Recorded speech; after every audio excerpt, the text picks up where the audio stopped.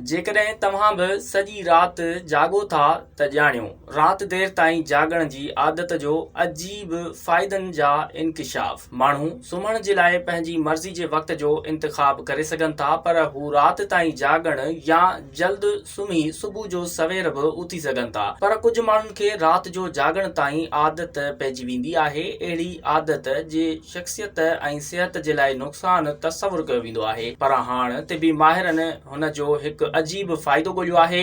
उहा हक़ीक़त आहे त राति ताईं जागण वारा माण्हू सुबुह जो जल्द जागण वारनि जे मुक़ाबले में दिमाग़ी तौर ते तेज़ हूंदा आहिनि। उहा दावा बर्तानिया में थियण वारी हिकु तिबी तहक़ीक़ में साम्हूं बि आई आहे।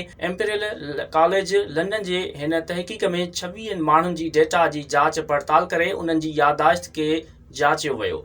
हुन एतिराफ़ कयो त उहा तहक़ीक़ कुझु हद ताईं महदूद आहे, छाकाणि त उन में तालीमी क़ाबिलियत खे नज़र में न रखियो वियो ऐं कुझु ॿियनि पहलुअनि खे बि नज़र अंदाज़ कयो वियो। इटली में हिकु अॻूणे मुताले मां मालूम थियो आहे त जेकी माण्हू राति जो देर सां जागंदा आहिनि उहे वधीक तख़लीक़ी सोच ॾेखारींदा आहिनि। तहक़ीक़ दौरान राति जो देर सां जागंदड़ माण्हुनि तमामु आसानीअ सां मुख़्तलिफ़ टेस्ट पास कया, जॾहिं त सुबुह सवेर उथण वारनि खे कुझु मुश्किलातुनि जो शिकार बि थियणो पियो।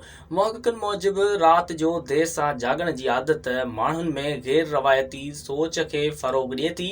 साॻी तरह हिकु तहक़ीक़ में दावा कई वई आहे त जेकी माण्हू राति जो देर सां जागंदा आहिनि उहे सुबुह जो सवेर उथण वारनि खां वधीक ज़हीन थी सघनि था।